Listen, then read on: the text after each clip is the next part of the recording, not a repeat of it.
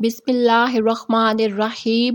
ناظرین، 3 لوگوں کی بد دعا جلدی قبول ہوتی ہے۔ ان 3 لوگوں کی بد دعا سے بچتے رہنا۔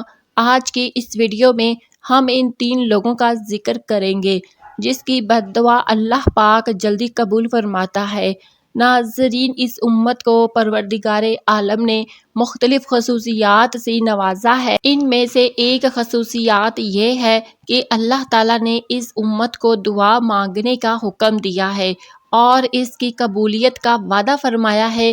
دعا کے ذریعے انسان اپنی حاجات اور ضروریات کو اپنے خالق و مالک کے سامنے بغیر کسی جزا کے پیش کر کے اپنی مراد مانگ سکتا ہے، لیکن کسی مسلمان کے لیے یہ جائز نہیں ہے کہ وہ دوسرے مسلمان کے لیے بد دعا کرے، بلکہ کسی کے حق میں کسی مصیبت کے آنے کی تمنا بھی کرنا جائز نہیں ہے۔ ایک مسلمان کا دوسرے مسلمان پر حق تو یہ ہے کہ وہ اس کے لیے اللہ پاک سے خیر اور عافیت کی دعا کرے، نہ کہ اس کے حق میں بد دعا کرے۔ لیکن 3 لوگ ایسے ہیں، اگر وہ کسی کو بد دعا دیں تو اللہ تعالیٰ قبول کرنے میں تاخیر نہیں کرتا۔ ان میں سے ایک والدین ہے کہ والدین کی بد دعا اللہ تعالیٰ قبول جلد فرماتے ہیں۔ اولاد اللہ تعالیٰ کی طرف سے بہت بڑی نعمت ہے۔ اس نعمت پہ اللہ کا شکر بجا لانا چاہیے۔ کبھی کبھی ایسا ہوتا ہے کہ والدین اولاد کے ظلم سے پریشان ہو کر انہیں بد دعا دیتے ہیں، اور کبھی کبھی والدین کی طرف سے خطا ہوتی ہے کہ بلا سبب بھی یا معمولی باتوں پہ اولاد کے لیے بد دعا کرتے ہیں۔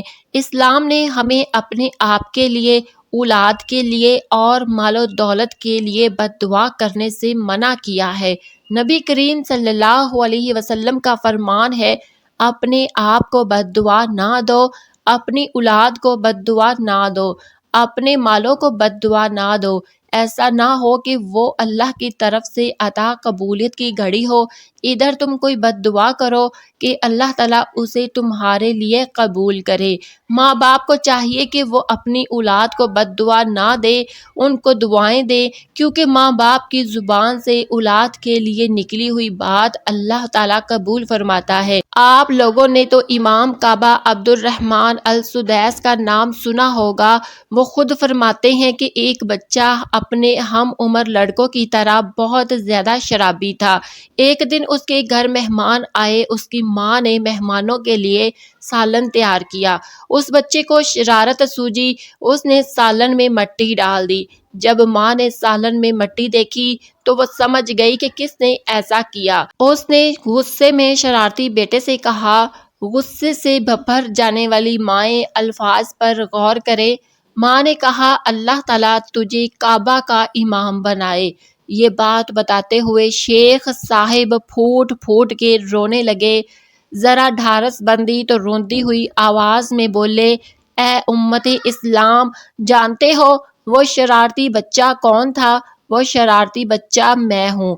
تمہارے سامنے امام کعبہ عبد الرحمن السدیس صاحب کی ماں کی دعا کی بدولت حرم شریف کی خاطر عزیز امام بنے اور آج عالم اسلام میں ہر دن راج کر رہے ہیں۔ شیخ صاحب فرماتے ہیں کہ اے ماؤں، اپنی اولاد کے بارے میں اللہ سے ڈرتی رہو، چاہے کتنا ہی غصہ کیوں نہ ہو۔ بچوں کے لیے منہ سے خیر کے کلمے ہی نکالا کرو۔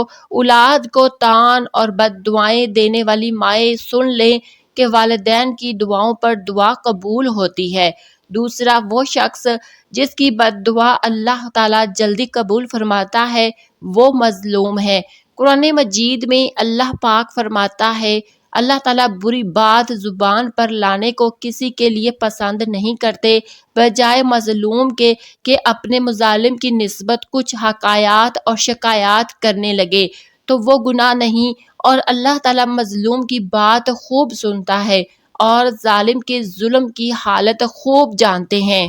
حضرت ابن عباس رضی اللہ تعالیٰ عنہ سے روایت ہے کہ نبی کریم صلی اللہ علیہ وآلہ وسلم نے حضرت معاذ رضی اللہ تعالیٰ عنہ کو جب عامل بنا کر جبل بھیجا تو آپ صلی اللہ علیہ وسلم نے انہیں ہدایت فرمائی کہ مظلوم کی بد دعا سے ڈرتے رہنا، کہ اس کے اور اللہ کے درمیان کوئی پردہ نہیں ہوتا، یعنی وہ فوراً پروردگار تک پہنچ جاتی ہے اور ظالم کی خرابی ہوتی ہے۔ اس کا یہ مطلب نہیں کہ ظالم کو اسی وقت سزا ہوتی ہے، بلکہ اللہ پاک جس طرح چاہتا ہے ویسے حکم دیتا ہے، کبھی فوراً سزا دیتا ہے، کبھی ایک معیار کے بعد، تاکہ ظالم اور ظلم کرے اور خوب پھول جائے۔ اسی طرح سیدنا عبداللہ بن عمر رضی اللہ تعالی عنہ کہتے ہیں، رسول اکرم صلی اللہ علیہ وسلم نے فرمایا، مظلوم کی بد دعا سے ڈرو۔ آپ صلی اللہ علیہ وآلہ وسلم نے مظلوم کی بد دعا کو اس کی تیزی سے اوپر اٹھنے کی وجہ سے چنگاڑیوں کے ساتھ تشبیہ دی ہے، یا پھر اس کے لیے یہ ایک ایسے دل سے نکلی ہوتی ہے کہ ظلم اور جبر کی آگ سے دہک رہا ہوتا ہے، اور یہ پردوں کو چیرتی ہوئی نکلتی ہے کہ گویا چنگاڑی ہو۔ ظلم صرف مار پیٹ کو نہیں کہتے، بلکہ کسی کا حق ہڑپ کرنا بھی ظلم ہے۔ بہن کا وراثت کا حق اسے نہیں دیا جاتا، بیوی کو نسوانی اور مالی حق نہیں دیا جاتا، اس کو ذلیل کیا جاتا ہے، تو یہ بھی ظلم ہے۔ جو لوگ بہنوں کو یا بیوی کو حق نہیں دیتے تو وہ لوگ ظالم ہیں، اور اللہ ان سے اس کا حساب لے گا۔ تیسرا، وہ شخص جس کی بد دعا اللہ تعالیٰ جلد قبول فرماتا ہے وہ مسافر ہے۔ ارشاد نبوی صلی اللہ علیہ وآلہ وسلم ہے، 3 لوگوں کی بد دعا میں کوئی شک نہیں ہے، ایک مظلوم، دوسری مسافر، تیسری والدین کی اپنی اولاد کے لیے دعا۔ اکثر والدین یہ سوال کریں گے کہ ہم تو اولاد کے لیے دل سے بد دعا نہیں کرتے، بلکہ غصے کی حالت میں منہ سے بد دعا کے الفاظ نکلتے ہیں۔ اللہ کی رحمت کا اندازہ اور کیسے لگایا جا سکتا ہے کہ قرآن مجید میں اللہ تعالیٰ فرماتا ہے، آیت ترجمہ اور مفہوم ہے، اور اگر اللہ لوگوں پر جلدی سے نقصان واقع کر دیا کرتا جس طرح وہ فائدے کے لیے جلدی مچاتے ہیں، تو ان کا وعدہ کب کا پورا ہو چکا ہوتا۔ سو ہم ان لوگوں کو جن کو ہمارے پاس آنے کا یقین نہیں ہے ان کے حال پر چھوڑے رکھتے ہیں کہ اپنی سرکشی میں بھٹکتے رہیں۔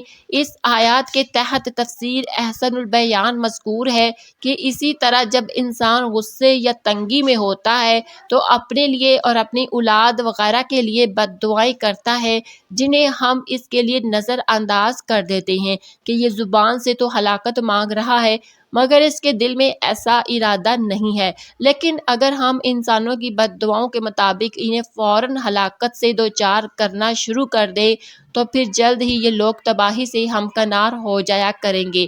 اللہ تعالیٰ سے دعا ہے کہ اللہ پاک ہمیں ان احادیث پر عمل کرنے کی توفیق عطا فرمائے، آمین۔ ناظرین، ویڈیو کو لائک کریں، دوسروں کے ساتھ شیئر کریں اور چینل کو ضرور سبسکرائب کریں۔ شکریہ۔